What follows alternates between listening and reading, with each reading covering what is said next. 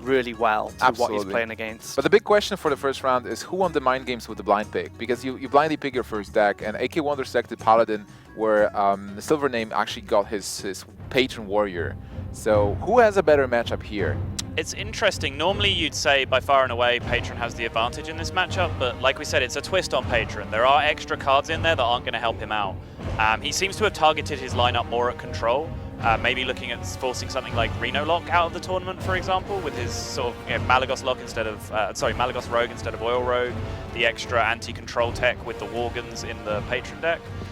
So he can potentially be punished by this aggressive mid-rangey lineup of AKAwonder.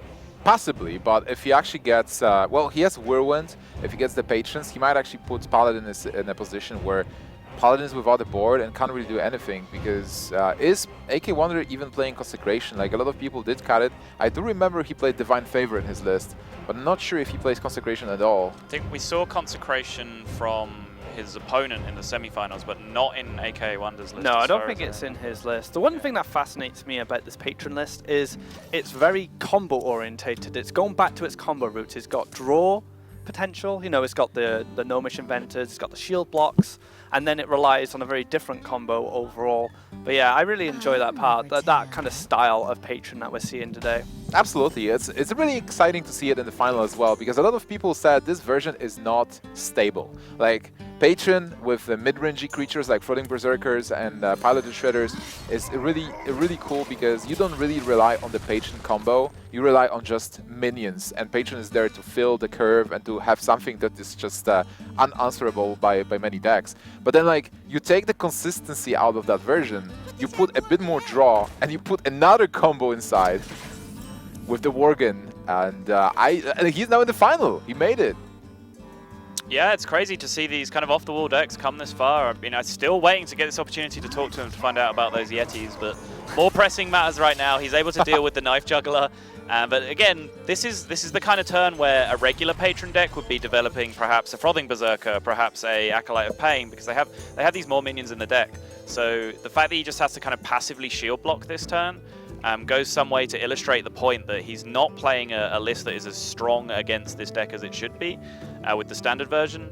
But Must of Battle is going to come down here, and one thing still for sure in any version of Patron Warrior, you have a lot of Whirlwind effects. Yeah, you do have a lot, and there is a Whirlwind in the hand at Deathspite as well. I think, like, overall for this match, what AKAwonder will try to do is somehow exhaust resources on the Warrior side, because what you can end up with is some kind of board with maybe Shredder and Mistress Challenger as a Paladin, and then Warrior sits on the Worgen combo. And he just looks at your 30 health and it's like, okay, I can deal 22. Right. But I cannot really play it and just passively deal it. I will just lose there. And there's no surprises anymore from SilverName. AKAwonder knows what's up now, so he knows what to expect. He knows what's to play around. Right now, SilverName has a nice opportunity to develop Deathspite and get that Whirlwind effect next turn. Yeah, for sure. Deathspite seems like a much stronger option here than just straight up Whirlwinding this board, because you expect a further minion to be played on the following turn. You can then target that with the second Deathspite swing and clear out the board. So seems solid. SilverName definitely considering a lot of options now, already looking at draw percentage chances. So he may be looking at what he can get out of those Battle Rages over the next couple of turns, how likely he is to draw a minion in order to activate the Battle Rage, all those sorts of things. This is the kind of level of consideration that goes into these plays. What do you think about Deathspite? Like, Deathspite seems quite nice here overall, because not only you respond to those 1/1 minions, but whatever is being played, you should be able to damage it as well. Right. If you are lucky enough to top deck a Patron, then Yes. you might just go into Inner Rage, Patron Inner Rage Whirlwind turn. Absolutely. I love getting it up for that chance to draw Patron. That's probably one of the things he was considering while checking his chances on his deck. But it's, I mean, you always set up this play to be able to potentially clear the board of the Paladin next turn. The problem is your two expected outcomes are Piloted Shredder or Keeper of Alderman. Yeah. And in both of those cases, it's not perfect just with the Deathspite swing, but still it's a much better situation than not having it equipped. There's a possible coin into Lothab or Sludge Belcher. Right. And that would be perfect. That would be the dream, yeah. If that's what you're shutting down, then that would be the dream with this play for sure. Well, Shredder comes down, like you said. It's not the ideal situation, but at least he responds to the 1/1s and clears part of the Shredder. Yep. And this is what you said about AKAwonder. He's just going to grind out these resources from SilverName, and Shredder is just a perfect card. Low Feb comes off the top there, So now he has an opportunity to clear most of this and drop a nice 5/5 body himself. Yeah, but I think the problem for SilverName is that he doesn't have that much draw possibility at the moment. Like, he has double Battle Rage, but it's not like he can draw a lot from it. Just cycling it for one card is not doing much. That's kind of my question here is, do you deliberately play the Lotheb in the bad order, where you play it first, just so you preemptively damage it for next turn to maybe activate the Battle Rages? You could then potentially get a 4-card Battle Rage if your opponent doesn't have a way of dealing with it. I think it's too risky, because you know there is a minion coming from Shredder, and there is one weapon damage at least. Right. So you don't want to lose your Lotheb to a free 2 minions. If like Bloodflame Raptor pops out, Exactly. suddenly you're in trouble, yeah. It's like, oh my Lotheb is contested, like, what do I do now? Yeah. Speaking of Lothebs, another one comes down here from AKAwonder. So the Battle Rage idea is kind of out the window this turn. Yeah. However, the Fiery War Axe allows him to clear the entire board if he wishes. But it doesn't do much else, unfortunately. He's got no minions in hand at this point, so he's going to be walking into an empty board, and AKAwonder can just replenish his resources. You know it's a good Lotheb turn when your hand costs, what, 34 mana? 21, 27, 30, yeah, 34 mana. Yeah, well, the good news for SilverName is that AKAwonder doesn't have big minions yet. He doesn't have Mysterious Challenger, there's no Dr. Boom, and if he goes for Juggler into Master of Battle, there's a Whirlwind. So for now, he needs to decide what to do this turn. And is there anything else, just like trading, killing the 2/3 and armor up?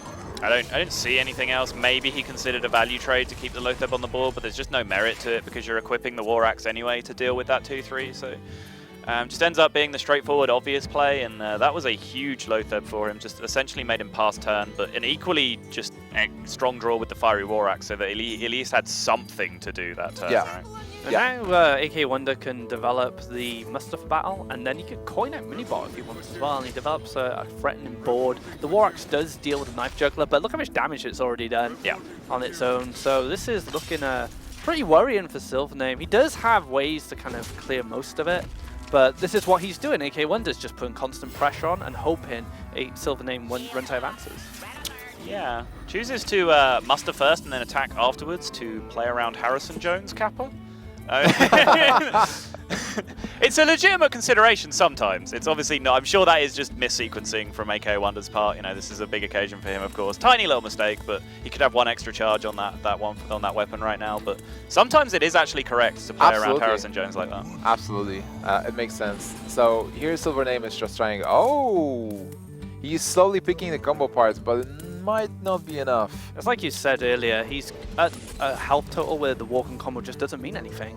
So now he goes for the slam. He could Whirlwind, Inner Rage. He could clear everything, but like I said, it cost him resources. Actually, does it really mean anything? Because isn't it 1025? It is. How much damage can he deal with Sworgan right now? So he can, with double Inner Rage, like, we just need to count the Worgen. So basically Worgen is 5, 6 plus 4. Yeah. It's 10. It's 10. 20, 23. right? Yeah, 23 plus the weapon. Yeah, 23 with the weapons. Yeah. So like, Rampage at the top? No, there will be not enough mana. Like, what will he really need to draw to finish this game? No, he has the mana for Rampage. He'll have 8 mana next turn. That's all he needs. Although the Noble Sacrifice is going to lock out one attack. He doesn't have that weapon available anymore, so he doesn't have all the damage that he needs to finish this game. Right. It's just good to count the damage anyway, just to know if there is a possibility or not. The Patron draw the turn after the Whirlwind was used, just a little bit too late here. Yeah. Has to find a defensive play, but the Patron double Inner Rage and Armor Up might be his best line. Does it keep him alive? Barely. He's going to look for a more defensive option with the cycle. Well, but if Paladin doesn't pick up anything, then maybe he'll actually find something that Rampage. If that appeared to be Boom, yeah. There was a number 7 on it. That's all we saw. So there's a pretty good chance. Yeah, there it is. And now the Warrior's just in such a terrible situation. Those Boom bots represent potential lethal just from dealing with them. Right. Just doesn't have a lot of health left, so SilverName's going to need to find something to get back in this game. I think you can probably even afford to respect this Gnomish Inventor, just in case you calculate the potential 4 or 5 card combo in the hand with the Worgen. Like, you have enough power on board right now to respect this 2/4 and take it out here, I think. How much would it be with the Rampage? 7 plus 4 plus 6, 26. Yeah. That would be exactly lethal. Yep. If he picks up Rampage right now, it would be so sad. Okay. All right. Because there's a Noble Sacrifice just waiting for him. And he would still have to go for the combo. You just have to assume this is like Avenge or whatever. Yeah. Hope for the best. Yeah, but now definitely this is the end.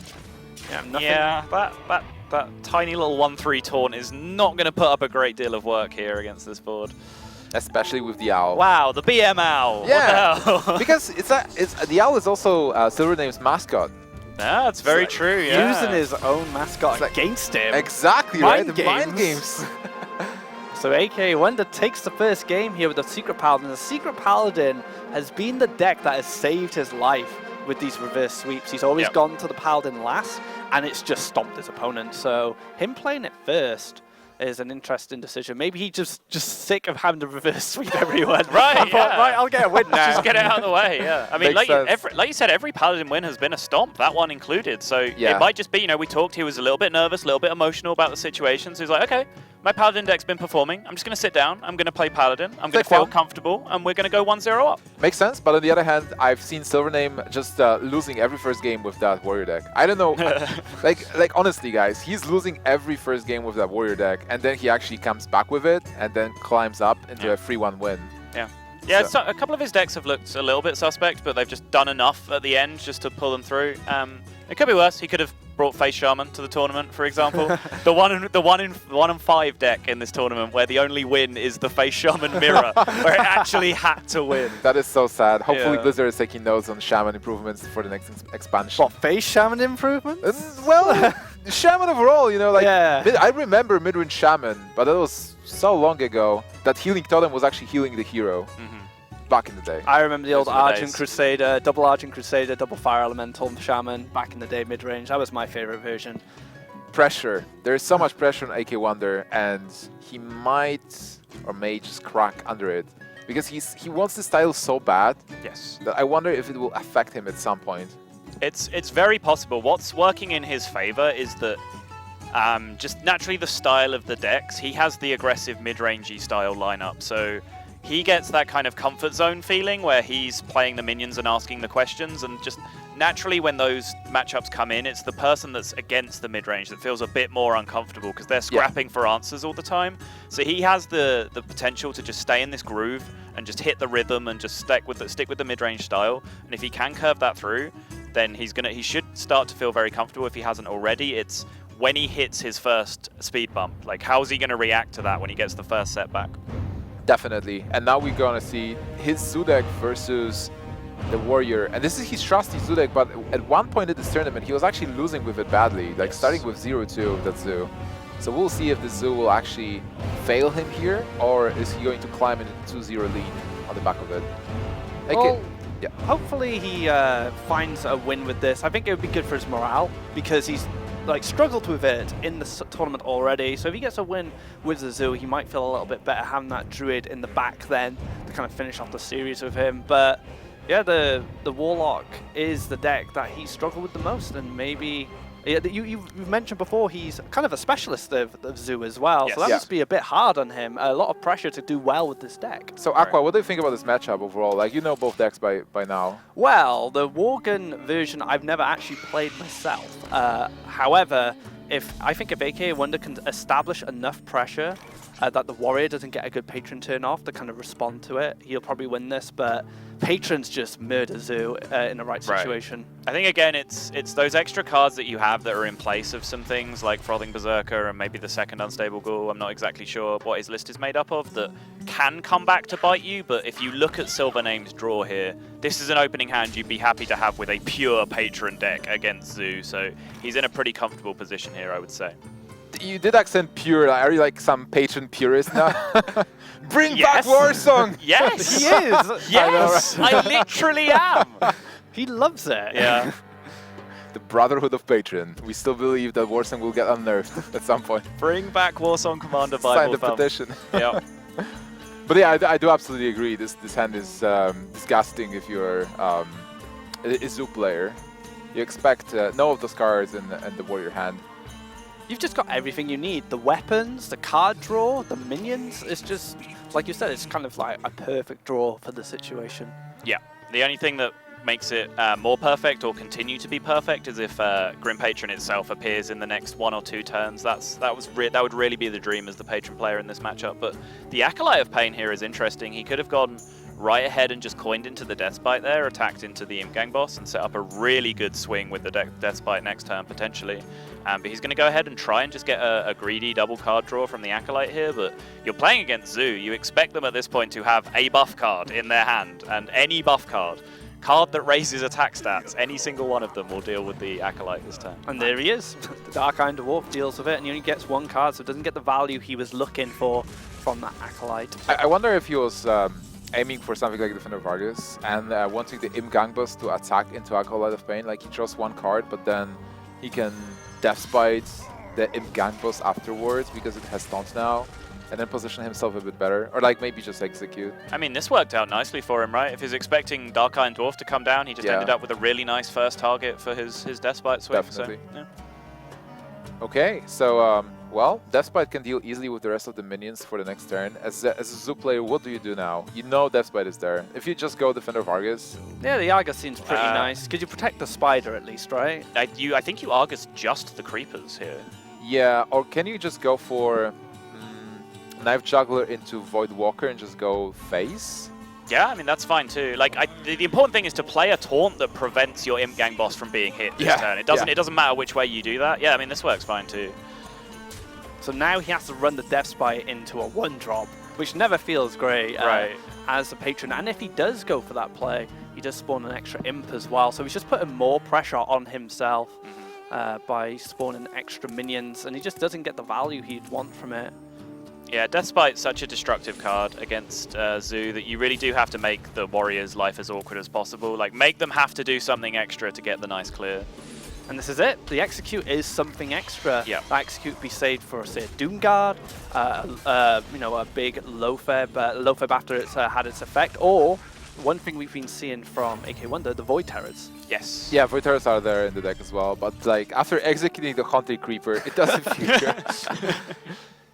But still, that was a good play. In that very moment, you want to limit the number of minions on the other side of the board, and SilverName still has a lot of tools to deal with whatever is being played. Do you overwhelm it now? I think so. Why not? You just saw an Execute get used, right? Let's just get in there this turn, put the pressure on. I like this from AKAwonder, you know, just really saying to SilverName, you need answers every turn, and this is one of the big minions that requires usually an Execute or a big game hunter if he's running it. Right. And now an 8-8 sits there and just sits happy because he's just seen an Execute go. So how's he going to deal with it? Oh, he gets it off the top! I spoke too soon. I spoke too soon, guys. I'm sorry. Well, honestly, I do agree that AKAwonder played perfectly. You do want to have this 8-8 minion on board, but if there is a second Execute, like, what can he do? What can he do? This matchup is bad to start with for Zoo. But he's not out of the woods yet. Even though SilverName still has a lot of good cards to deal with this stuff and has some armor, AKAwonder has 30 health, which means he'll be life tapping every turn, drawing 2 cards every turn, and hopefully for him, playing 2 minions every turn to just overwhelm SilverName. Wow. But yeah, that turn was huge. Yeah, that Imp Gang boss though. This interaction is so bizarre. It's like, who's actually winning this interaction? It's like, you can spawn free 1/1s, but then I'm just going to blow them up. It's like... Yeah, so Iron Begal wins this. Yeah. maybe something off this Peddler will help him. Abusive Sergeant can just clear that.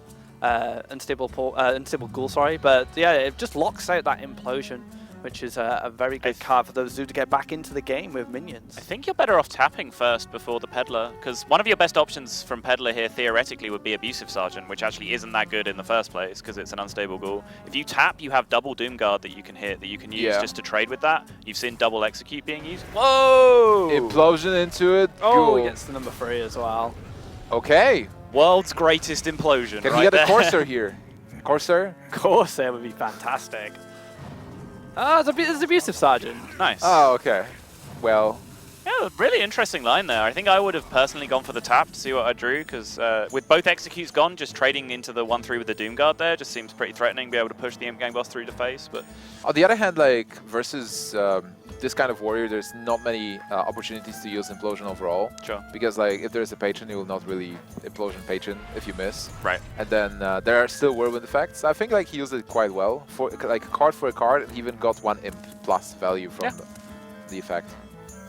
I mean, he's gained a considerable amount of life now from that shield block. He still has an option to armor up. Taskmaster's nice, so he gets to clear that 1-2, gets to get rid of the 2-2, leaving 2 1-1s on board with a nice amount of health. Overwhelming Doomguard would be crippling at this point, but no, that's a very specific series of draws that AKAwonder needs to close out this game. Yeah, but he is drawing 2 cards a turn now. Ooh, Lotheb's very nice though. It really is. I was going to say Egg was a bit of a whiff, but Lotheb more than makes up for it here. Even if the weapon comes down and takes it out, it's still doing its job at this point. 5 damage to face if he has to hit it with the weapon is, AKAwonder will take that at this point. What do you guys think about not attacking the 2-2? It does enable a possible Battle Rage, but on the other hand, you just play Lotheb, so Battle Rage will just draw 2 cards. And if you run it into the Lotheb with the weapon, like I said, Lotheb's done his job. Yeah, job done. 5 to face. So, yeah. It just wants to be aggressive. He can miss the 2 damage by clearing the 2-2, and then he can protect his 5-5, or he can just be happy that this scenario has happened anyway and he's got his damage in. So Doomguard is basically lethal next turn.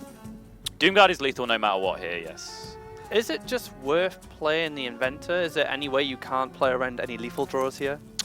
So, yeah, I mean, Zoo doesn't really deal in 3s, right? They deal in 2s and 4s. Juggler into Abusive, I guess. Juggler into Dark Iron. Yeah. But yeah, I do agree. Like niche combinations. Oh, look at that. Is that a Juggler? Oh, it's a Doomguard. Okay. That'll do it. Yep. AKAwonder. Like I said, I mentioned this at the start of the series. There is a real danger that SilverName's lineup that seems to be targeted at control a little bit. Slightly slower versions of all the decks that you can bring. Slightly slower Patron, slightly slower Rogue. He's just getting punished by AKAwonder here, and he's out to a 2-0 lead. Yeah, that's an amazing lead already for AKAwonder, but it's not over till it's over. Yes. So the last deck for AKAwonder is his Druid, I believe, because the Freeze Mage got banned. Correct. And looking at SilverName, Patron versus Druid, okay. Like, even though this is, like, we discussed this matchup before, it might not be as polarized as we thought, especially with the combo. I think it's still an okay matchup for SilverName, as good as it gets. Rogue, we discussed that a bit, but from his perspective, like, he did win versus Druid before, and it should be an okay matchup for him. And the last was a coin flip, Druid versus Druid, but he has Yetis, and he did win with Yetis versus Druid. Yeah, I feel like his opponent really missed the opportunity to stamp home the superiority of Piloted Shredder in that matchup, because he had so many opportunities to Savage Roar with Death Rattle minions, which would have given him such a huge advantage. It would have shown why people like Shredders, right? Like, the Shredders would have traded up into the Yetis. I thought you were going to say, like, he did fail with the Piloted Shredders because he got a Lance Carrier instead of Millhouse Mana. Yeah, that doesn't help either. He didn't select the correct minion to be piloting his Shredders, but yeah, overall, I think there's going to be some significant questioning as to why these Chillwind Yetis are in the deck, but I'm sure he's a really strong player. I'm sure he has a fantastic answer that's going to make me look like a moron immediately. I was sat with AKAwonder during that match with the Shredders versus Yetis, and AKAwonder straight away said, you need to Savage Roar and clear those Yetis, because you still have a minion on board from the Shredder. So AKAwonder spotted straight away the situation he needed to win that Shredder versus Yeti battle we've got going on at the moment. So AKAwonder perhaps has a bit more experience and a bit more knowledge than SilverName's previous opponent. So maybe that'll play to his advantage in this Yeti Shredder conflict. Battle of the ages. Yeah. Well, those Yetis were worth $2,000 at least, and it's again like they're fighting for 5,000, guaranteed 3,000, and 5 HCT points because they're guaranteed 10, which is basically making them qualified for the spring prelims in a couple of months, I believe. But 15 maybe will give them a chance to get the sponsorship to fly to an event for the prelims. Sure. Yeah, unless some insane things happen with the points this month and they're dramatically different from what happened, it seems like that's enough to get you in just from this, being successful in this one tournament, which is awesome. All right. So AKAwonder's 1 game away from winning all this good stuff. He's in the Druid mirror now, and looking at these hands, quite like AKAwonder's hand, although SilverName gets turn 1 shade. That's a great start for him. But AKAwonder has just lots of stuff going on in the early game. Yeah, he has options as well. There's a number of ways he can do this. He can do Living Roots turn 1 into turn 2 shade, turn 3 shade. He can work the Aspirant in there, having now drawn the Shredder. That's another layer of flexibility that kind of encourages the Aspirant a little bit. So there's a lot of ways he can go about this. He could, for example, play the Aspirant now to maybe try and bait the Shade out of hiding and then deal with it next turn. This is the first few turns of Druid are generally the most interesting and the most exciting, and the point where the most decisions happen. And you can see from the combination of cards in this hand. Like, what do you like here, Nick? I think I like the roots. Yeah. Get the 2 shades down. Those shades are so threatening and they're hard to deal with, especially if they grow and give you a better combo range as well, which could be is usually the deciding thing in these matches. What about you, Nimsh? I do agree. I kind of like the roots now, and then coin shade into Shredder. I think that should be enough to be able to battle in the mid game. Like, even though you're losing the early game, there is a shade growing which will be bigger than your shades. If you have 2 shades, and maybe one will trade into a Druid of a Claw later in the game, or into something like Lothep. This Darnas's Aspirant is so AKAwonder is 2-0, and he can play risky. Like, if he loses this game, he still has 2 more chances with the Druid to win it. That's why risking just a 2-free. If there will be no Wrath, then SilverName will have to attack into that Aspirant, and then it's actually open to get killed by whatever. So I kind of like it. Being the high risk, high reward. Unfortunately for AKAwonder, he actually has to pay the price this time. Yeah, I think he was just scared of that situation where, like you said, his opponent's shade was just always that 1 turn ahead of his the whole time. He wanted to get it out of hiding, make him respect the Aspirant, but the Wrath was already in hand, but SilverName did go ahead and play the top-decked one instead, which we've talked about Wonder's, tilt factor may be a thing here. He obviously wants this. You can see the level of concentration and stress in the booth right now just from his stance with his head in his hands, so... SilverName definitely doing his bit here to try and add to that tilt wherever he can. It's quite a contrast, really, isn't it? You've got AKAwonder, like, head buried in hands, concentrate intensely, and SilverName's just there, sat back, chilling, playing some Hearthstone. Yeah.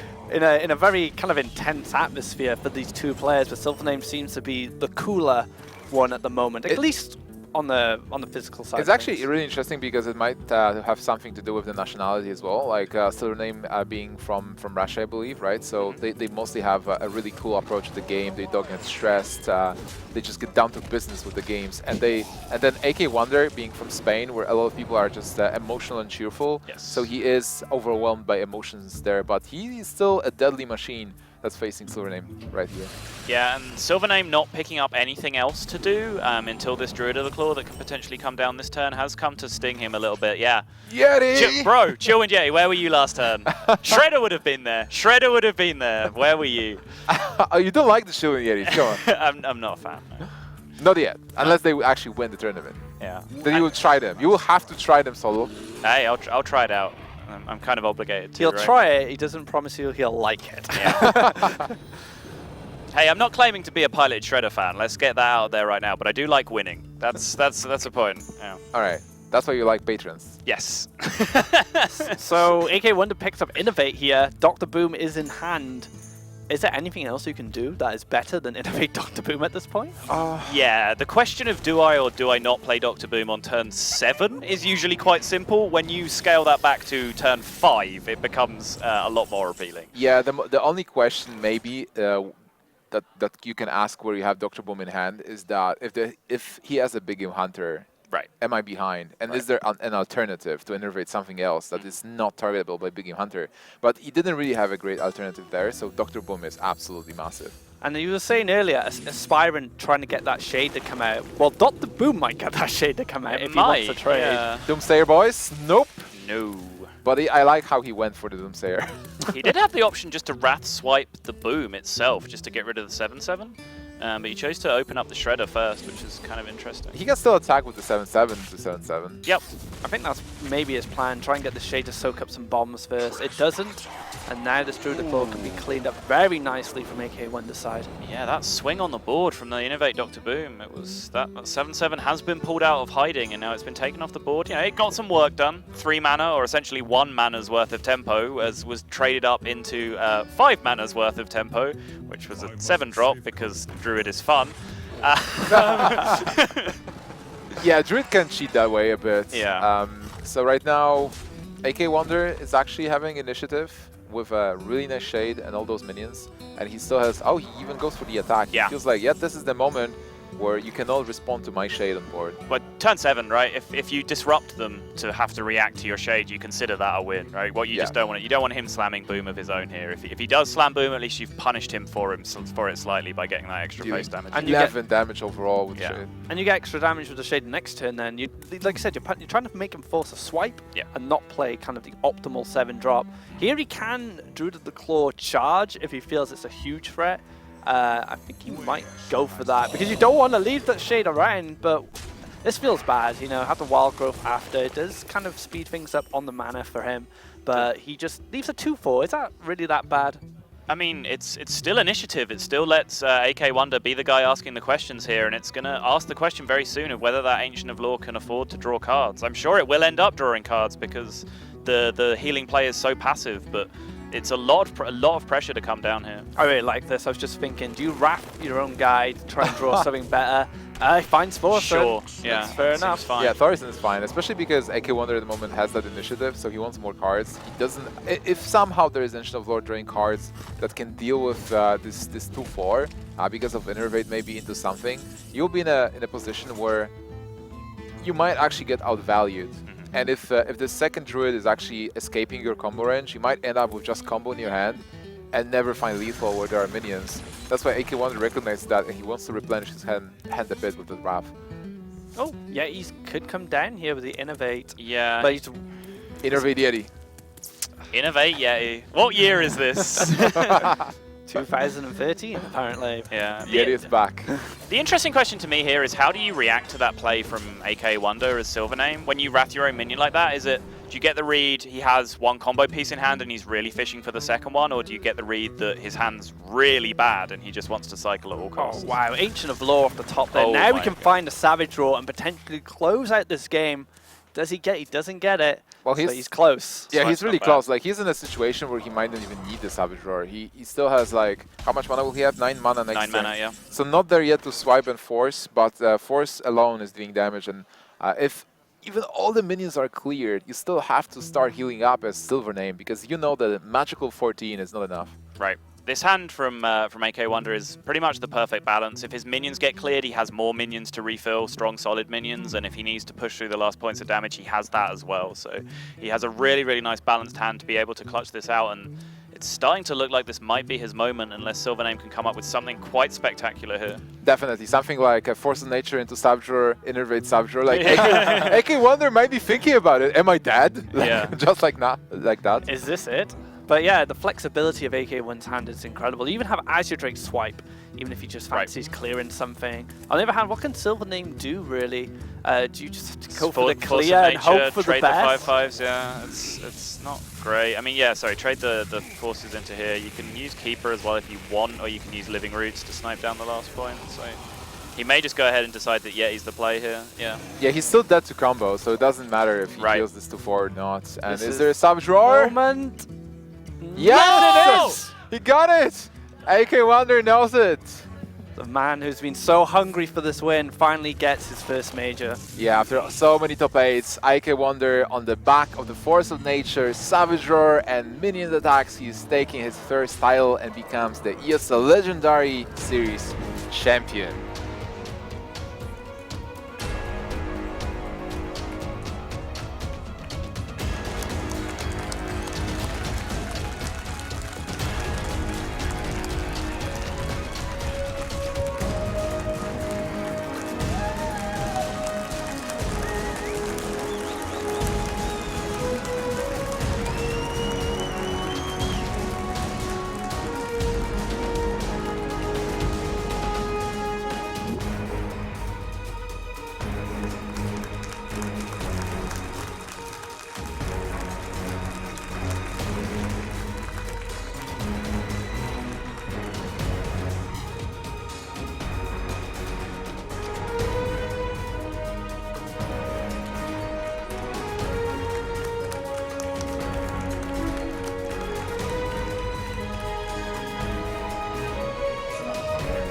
This is yours. Congratulations, man. After a long day, we have a winner of ESL Legendary Series at IEM Katowice 2016. Esteban, this is your first major win. What do you have to say? Yeah, I mean, I couldn't imagine when I started playing a qualifier with 1,000 people that I could be here today. Thank you.